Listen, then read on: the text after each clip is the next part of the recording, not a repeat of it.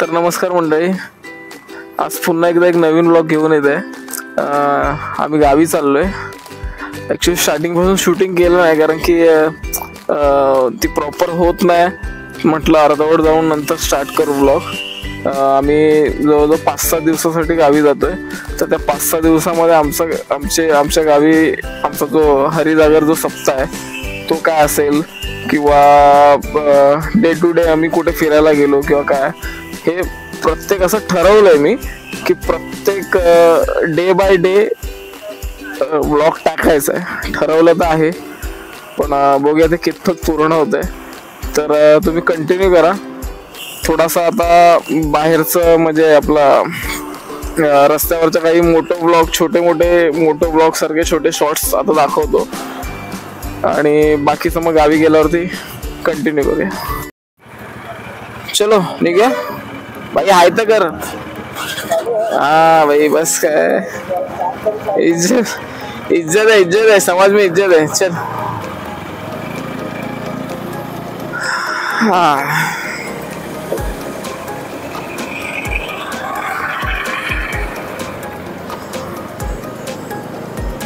Actually बरेच जणांकडून असं म्हणजे ऍडवाइस मिळालेला, म्हणजे कसं की हा जो रस्त्याचा जो काही ब्लॉग आहे, ज्यांना मोठं ब्लॉग नाही माहिती की काय असतो किंवा काय, त्या लोकांकडून बरेच जणांकडून असं सांगितलेलं की अरे ते त्यात कंटिन्यूस फक्त रस्त्याचा आहे आणि तू बोलतोय, बाकी काय समजत नाहीये, म्हणजे असं काही वेगळं असं काही नाहीये. तर समजून घ्या, मोठं ब्लॉग मध्ये जो ट्रॅव्हल करतो माणूस, तुम्ही जो बाईक वरती म्हणा किंवा जो ट्रॅव्हल करतो ना, तो एक त्याची जर्नी जी असते ती सांगत असतो. त्यामुळे तो बाकीचं जे काय असेल तर वेगळं मध्ये काही वेगळं दिसलं किंवा काही दाखवण्यासारखं तो नक्की दाखवतोच, पण त्याची एक जर्नी असते. तो तुमच्याशी म्हणजे त्याच्या माणसांशी, त्याच्या फॉलोअर्सशी तो बोलण्याचा प्रयत्न करत असतो. त्यांना काही ना काहीतरी छोट्या मोठ्या गोष्टी सांगण्याचा प्रयत्न करत असतो. तर मोठो ब्लॉग समजून घ्या काय असतो. मला तरी एवढंच माहिती आहे. अजून मी काय एवढं प्रॉपर असं मोठं ब्लॉगर झालेलो नाही, त्यामुळे असं काय परफेक्ट असं माहिती तर नाही आहे, पण जेवढं माहिती आहे तेवढं सांगेल.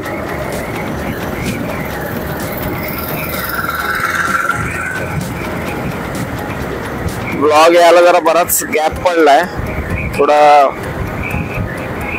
कामांमध्ये बिझी असल्यामुळे शूट नाही करता येत, पुढे जाता येत नाही, पण प्रयत्न असेल कंटिन्यू राहण्याचा. आता गावी जायचं म्हटलंय तर काय म्हणतात, मी जसं म्हणालो मगाशी की डे टू डे ब्लॉग टाकण्याचा प्रयत्न हा शब्द वापरतो कारण की गॅरंटी नाही देऊ शकत, पण प्रयत्न नक्की करेन डे टू डे ब्लॉग टाकण्याचा. आणि तुम्ही सांगा तुम्हाला कसं वाटतंय, आवडला तर नक्की शेअर करा, जास्तीत जास्त शेअर करा. भावाला फेम भेटला पाहिजे तुमच्या. मजा आली. सकाळी आम्ही लवकर निघालो. सकाळी शूट करायची इच्छा नव्हती मुळात, कारण की रात्री झोपलेलो पण लेट. त्यामुळे नेहमीप्रमाणे गावी जायचं म्हटलं की काय ना काहीतरी काम असलं पाहिजे अर्जंटमध्ये. रात्री लेट पर्यंत काम करत बसलेलो. तर मी ही आणि मम्मी पप्पा आहेत आणि प्रवीण आणि आम्ही तिघे जण गाडीवर आहोत. ऍक्च्युली प्रवीण त्याच्या गाडीवर, आम्ही दोघं जण आमच्या गाडीवर, आणि मम्मी पप्पा हे सुनील काकांच्या गाडीमधून चाललेत. त्यांची गाडी मावशीला पार्थला लोकांना आणायला चालले. तर त्यात मग ते दोघं जण खाली गाडी होते म्हणून त्यांच्या बरोबर गेले. शुभमला इज्जत आहे. शुभमला इज्जत याच्यासाठी आहे कारण की त्याची ड्रायव्हिंग एवढी बाप आहे ना, खूप चांगली ड्रायव्हिंग आहे. मला असं वाटतं आम्ही याला माझ्या प्री वेडिंगला घेऊन गेलो त्याला डहाणूला. भावाने वन साईड म्हणजे एकट्याने ती गाडी चालवलेली, दुसरा ड्रायव्हर कोणीच नाही. सकाळपासून संध्याकाळपर्यंत, रात्रीपर्यंत, संध्याकाळ काय माती रात्रीपर्यंत कंटिन्यूस तो गाडी चालवत होता.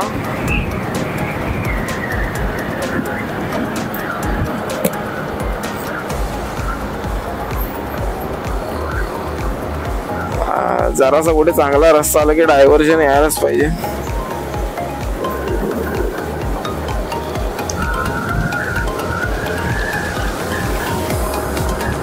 मला भीती वाटत होती की पाऊस भेटतोय की नाही, कारण की सलग 3-4 दिवस झाले गावी पाऊस पडतोय तिकडे तिकडे. म्हटलं पाऊस भेटला तर काम भारी करून टाकेल आपलं.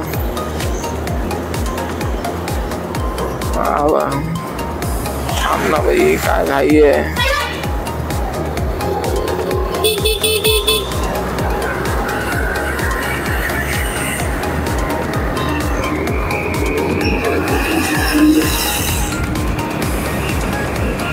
नेहमी ओव्हरटेक करताना काळजी घ्या.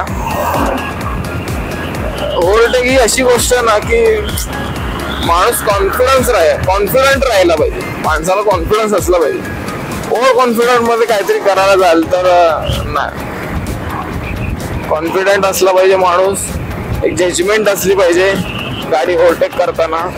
बाबा हा समोरचा किती स्पीडला आहे, सॉरी बाजूचा किती स्पीडला आहे, समोरचा किती स्पीडला आहे, तर मी त्या वेळेत काढू शकतो का गाडी.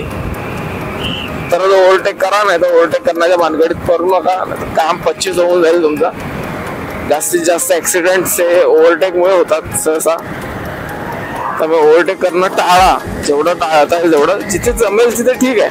हा बाबा हा आपल्याला माहिती आहे आता की आपण करू शकतो, तिथे गेलात तर ठीक आहे.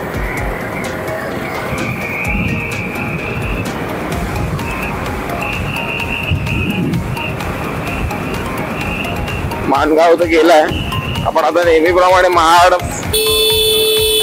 बाई अशी आहे ना भाई, अशी शिव्या खायची कामं करतात ना, ह्याच्या शिव्या द्यायच्या नाहीत म्हणून. एवढा फास्ट कोण येतो काय तू. मेन रस्त्याला गाडी काढतोय सर्व्हिस रोड वरून, एवढा सुसाट.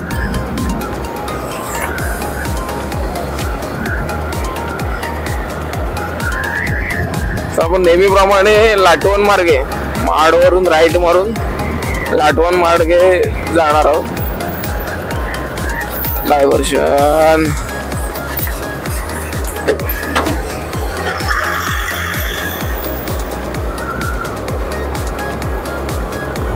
ऊन व्हायच्या आधी जायचंय असं चाललेलं.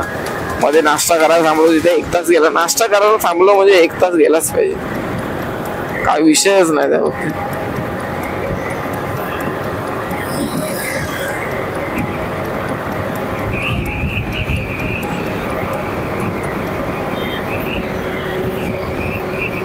शुभमला बोललोच आहे की तुझ्या हिशोबाने जा म्हणून, तुला जसं जमेल तसं.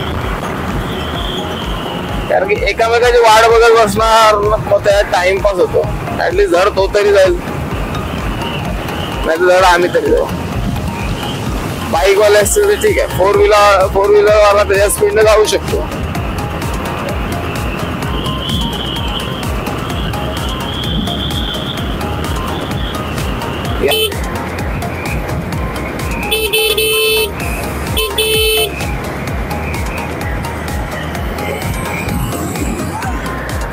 अरे इकडून आहे राईट.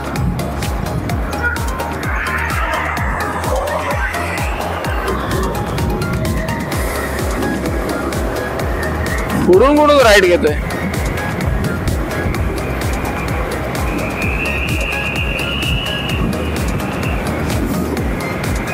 तुला आठवला का रस्ता.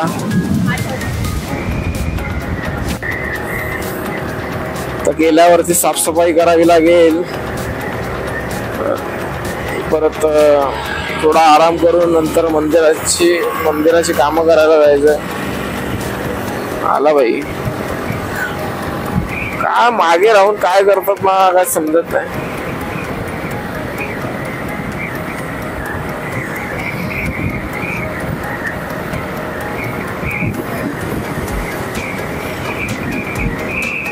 गावी आल्यावरती एक वेगळीच वाईब असते.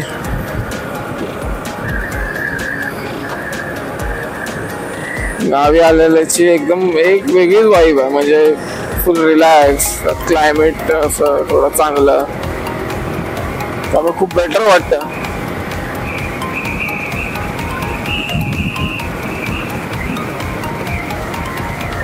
मुंबईचं क्लायमेट सगळं अगदी एकदम खराब होत चाललंय.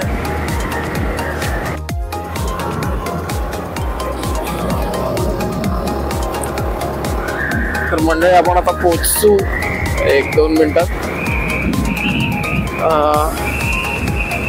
ऊन भरपूर आहे, म्हणजे तरी अजून 11 वाजले पण पट्टेवाला उघडा. प्रवीण का मागे राहतोय?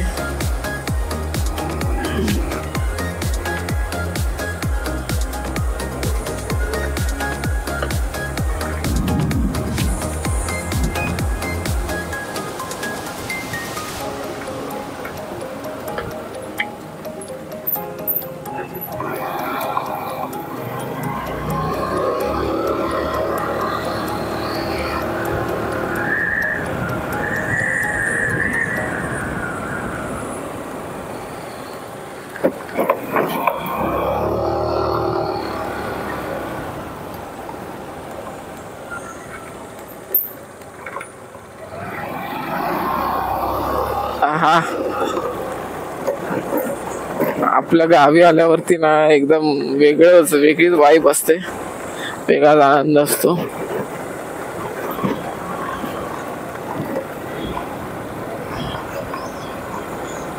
आता मस्त 5-6 दिवस मजा करायची आणि नंतर आपल्या डेलीच्या रुटीनला निघून जायचं. आलोय त्या गोष्टीची मजा झालीच पाहिजे. भाऊचा टेम्पो,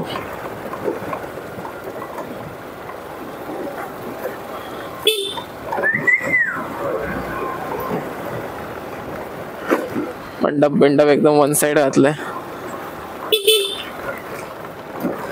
ओ संकेत, आलो.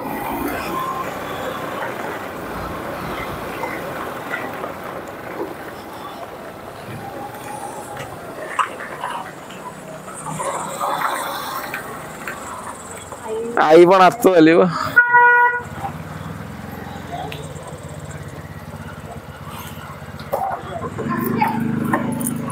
राम राम राम राम.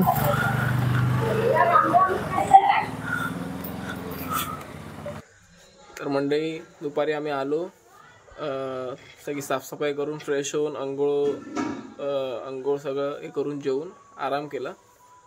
शूट करता आलं ना दुपारचं, म्हटलं संध्याकाळी हरिपाठचं शूट करेल. तर आता आम्ही तयार होऊन चाललो हरिपाठला. हरिपाठ झाल्यावरती मंदिराची सजावटीचं जे काही काम चालू आहे ते दुपारपासून चालू होतं, म्हणजे मुलं करत होती. तर आता मी पण गेलेलो, पण म्हटलं संध्याकाळी शूट करून दाखवेल. तर आता मी तुम्हाला दाखवतो की हरिपाठ आमचा कसा होतो, कसं काय. आजपासून आता संध्याकाळपासून प्रोग्रामला सुरुवात झाली आहे. उद्या आणि परवा 2 दिवस मेन असेल.